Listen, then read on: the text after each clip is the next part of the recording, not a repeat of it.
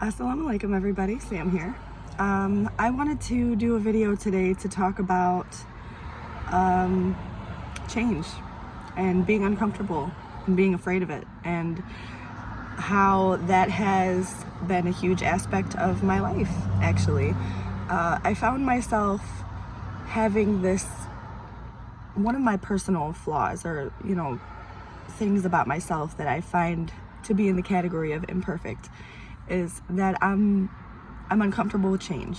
I don't like new, especially when something has been exactly the same for so long. One could say that I stayed in my previous marriage for 9 years for that reason. Going to a new place, it'll get out of hand for me, honestly. Because I'll go to a gas station that is relatively close to my house one time, and if I have a not terrible experience, I somehow manage to only ever go to that gas station ever again until I no longer live by it, honestly. When I first moved to Toledo, there was a gas station they referred to as Gas in the Hood, because this is where I lived. I was not aware that I was moving to gang territory, I guess. It was fine, everything's fine, I'm fine, my kids are fine. We didn't witness anything severely tragic, or, somebody got tased in my front yard once. But I'm getting off topic. So anyways, this gas station was virtually walkable from my home. It was right around the corner, and so I would, my friend Holly would be over. She would spend a lot of time with me at that house because I was just so alone. But yeah, so she would be hanging out, and I would have her sit with the kids, and I would just go to the gas station right there because it was late. And terrible idea.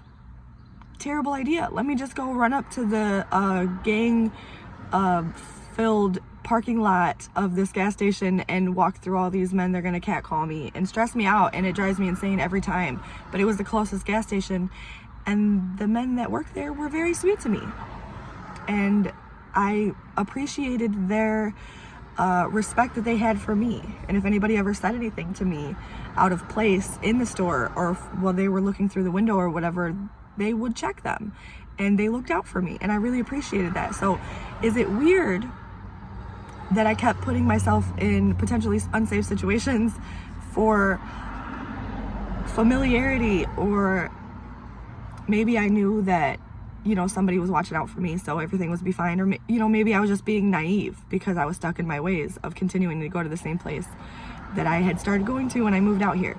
Whatever the case might be, it sounds insane.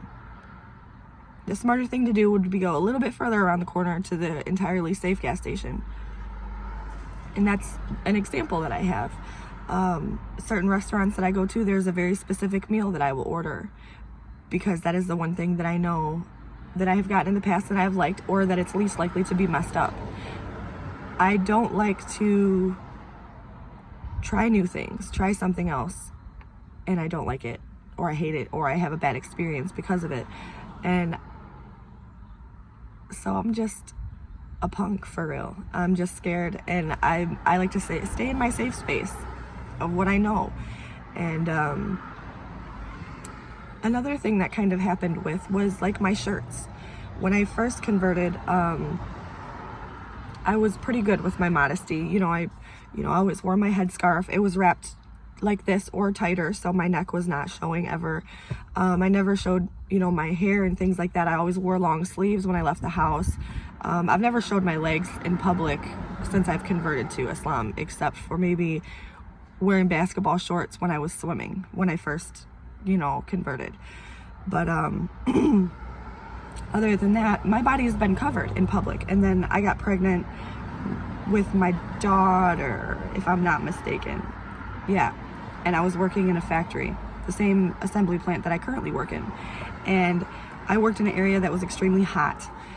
And while being severely pregnant and severely hot and trying to work 60 hours a week, my husband at the time kind of pressured me to wear short sleeve shirts to work so I don't die. So it was a matter of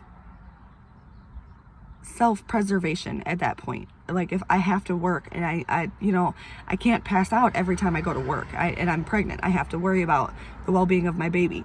So that implemented t-shirts at work. And then even at that point, I would wear jackets on my way to work. And then when I got into the building, then I would take my jacket off. So my sleeves were always on in public. And then honestly, after I left, I feel like it's pretty close to the same time frame, to be honest. It's not related, but it's similar timing. I just started wearing my t-shirts to work, and then it would be too hot and I would feel like that was justification to just wear my t-shirt to the grocery store. And then it just became part of my wardrobe, where I was sleeveless most of the time. And if you keep convincing yourself that it's justifiable, there's a reason, that's kind of what I did. And don't get me wrong, I can't wear long sleeve shirts and build vehicles in certain situations at work. It's unrealistic for my health. But do I need to post selfies with my arms out and go places even on days where it's not as hot, and it's manageable? Come on, it's manageable. I could try a little harder.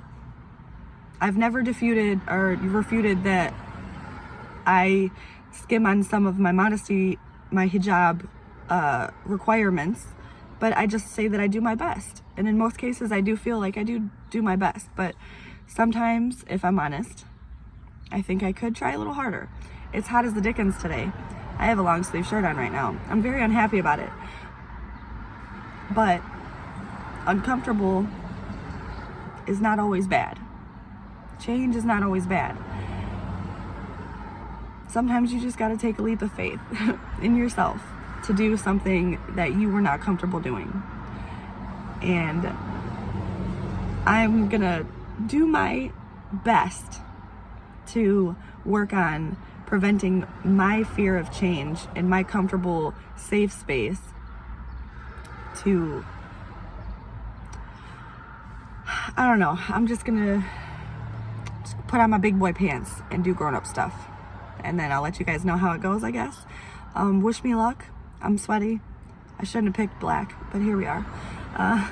I love you guys. I appreciate you for watching and listening to my rant and dealing with my BS and sticking around for more shenanigans. I love you. And if you have not subscribed yet, please do so. If you do not have your notification turned on, please click the little bell button so that way you can be informed when I post more nonsense. You will want to see it. But yeah, I'll say it a million times. I love you guys. I appreciate you. And we'll talk soon. Assalamu alaikum.